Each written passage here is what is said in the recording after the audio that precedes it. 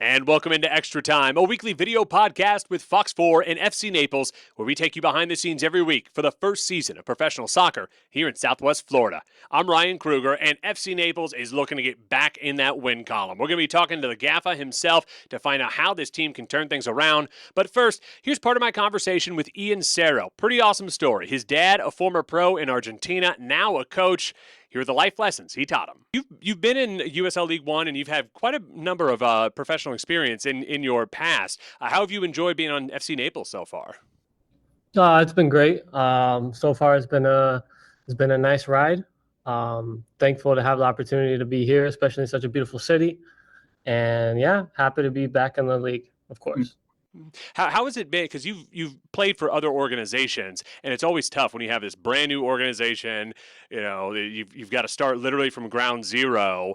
So obviously, there's always going to be some hiccups, but the team is off to a hot start. You look at other teams who are brand new, who they're not as high in the standings table as you guys are. So how has this organization been handling a brand new team?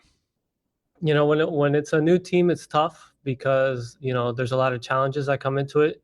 We don't really have a base. Everybody's brand new, so we're all getting to know each other, and we're all learning off of each other through the process.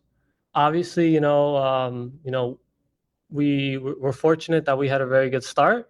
We kind of hit a rough patch right now, but at the same time, it's not about how you start; it's about how you finish. So that's big. But so far, the organization, we're doing well. We're every day is just getting 1% better, and yeah, just learning off of each other. I imagine that's also part of the reason why they brought you in as well is they need some of that veteran leadership, right? They need somebody to say, "Hey, this season goes on until the middle of October. Like we've got a lot of time here." Yeah, yeah. I try to bring my professionalism, to the team, on and off the field. Trying to guide the young players because we have a very young squad. And yeah, I'm just happy I do have that role. And fortunate enough to be here to help out those young players and guide them and teach them how how professional soccer is here. And it's very long. It's a long season, so it takes a toll on your body, but it's good having that leadership. I want to talk about some of your play on the pitch. Now, your first goal for the team was against Union Omaha. Pretty crazy kick. I mean, you just kind of like kicked it right over the defender right in front of you, went right over the goalie. What do you remember about that? I just remember when Julian cleared the ball and it was bouncing, I was like, I'm just gonna go press and hoping that the defender would try to head it back to the keeper. And when he misheaded it, I was like, oh, this is Luckily, I got the jump on it and I saw the goalkeeper off his line, so I just went for it. Luckily, it went in. So It does seem the style of play that you all have. There's definitely I don't know if it's freedom or if it's just the culture of we always want to be aggressive, but there are definitely times like that where it's you saw a shot and you went for it, and it seems like that's sort of the mentality of a lot of this team. no, yeah, I mean, a lot of times we have to score those scrappy goals. We're a team that fights, that works for one another. We have very, very talented players, but the key is to work together and to realize that it's not always going to be pretty. That we just have to put our foot on the gas and we just got to keep going and going. And sometimes there will be opportunities like that one that land in front of you. So we just got to be ready for those. Let's talk about you growing up. Obviously, a soccer family. Your dad was a professional soccer player, and it still is to this day a coach. So, what was that like growing up? I got very blessed to have a dad that played the game and played it at a very high level, basically the highest level at that time. And so, growing up, I just had his guidance. I still have his guidance till this day. I talk to him every day, especially after every game, and he always gives me tips and guidance. So, yeah, just growing up, I mean, I loved it. I'm Argentinian, so, soccer's in our blood. So, yeah, just can't get away from it. Yeah, I mean, I imagine too. Growing up, you see the names that your father was playing with when he was playing, and I mean, I looked it up. You correct me if I'm wrong, because your father played with Newell Old Boys. If my math is correct, Lionel Messi was there like a year or two after your dad left. I mean, we're talking about the highest levels of soccer. Yeah, yeah. I mean, that's in Rosario, in that city, it's Newell's Old Boys and Rosario Central, where Di Maria is playing there now at Central. But yeah, it's at that time, in Argentina is very strong. A lot of the national team guys played in Argentina, so yeah, it was very cool. How's Argentina going to do in the Cup next year? They going to repeat? No, I mean, I think we are, the favorites to win it again. Hopefully we do. We'd love to see Messi win another one now. Yeah. But yeah, excited for that. So then talk about your kind of background growing up. So obviously you knew soccer was probably always going to be something you were going to go for. When did you sort of first start going? When did you start realizing I might be able to do something with this? That's a good question. I remember ever since I was very little. The funny thing is, at my house, my mom has it hung up. It's like a little drawing of me when I was like in first grade, and it was like what you want to be when you grow up. And I was like, when I grow up, I want to be a professional soccer player. Um, Obviously, I've always had the ambition, and I always convinced myself that I was going to play professionally at some level. When did I truly? Yeah, I mean, I guess like high school, I knew I had the abilities. There were just a lot of setbacks, obviously, in my career, but I always manifested it and had it in the back of my mind that I was going to play professionally at some point.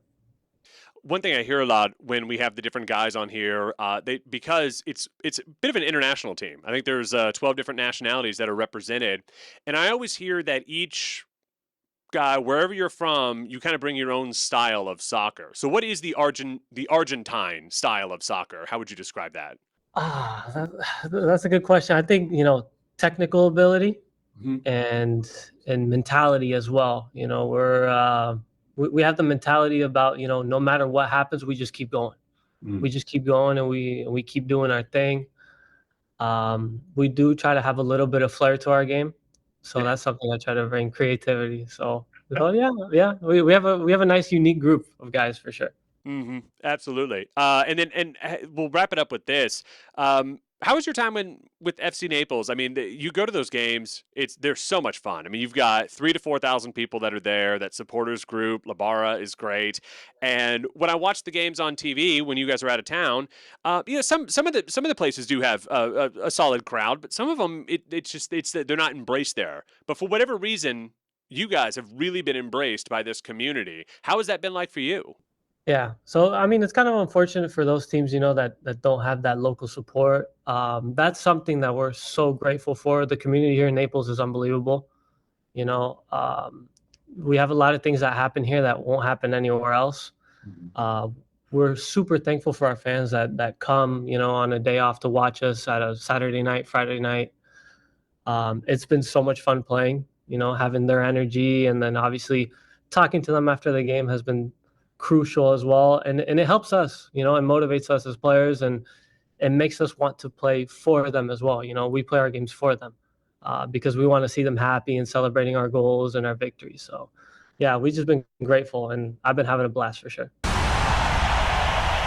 All right, so we're coming off of a 2-0 loss in the Jaeger Cup to Tampa Bay Rowdies. Again, though, playing in the Jaeger Cup, so standings in the table are still the same. How are you feeling coming off of that, though? Yeah, it's going to be a tough game playing against a team with the talent that they have on their roster. Um, Obviously, you never want to lose, but a lot of positives inside of the controllables.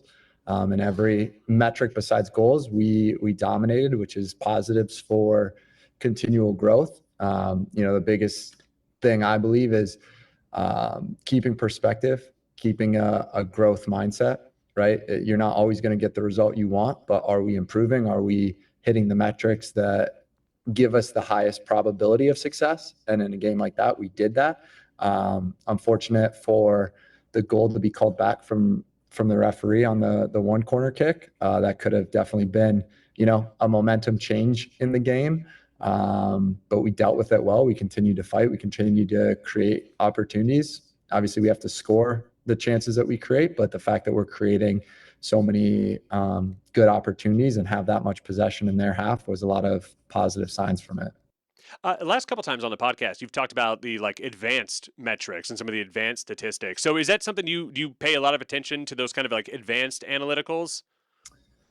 To an extent. Again, there's always a line between, at the end of the day, you can play bad and win, or you can play good and lose. So ultimately in sports, it's the final score. But at the same time, again, over to create the highest opportunity for repeated success, some of those metrics are important.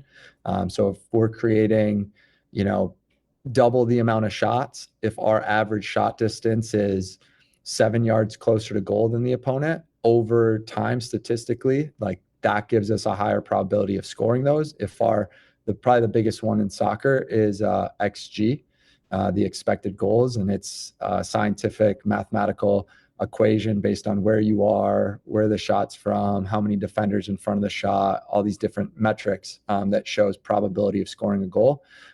In that game, we had a higher XG than the opponent. Now, obviously, XG doesn't matter. You have to finish the goals. But again, in terms of process and in terms of creating the ability to have the highest continual success, those metrics do show where you're deficient or where you are having success.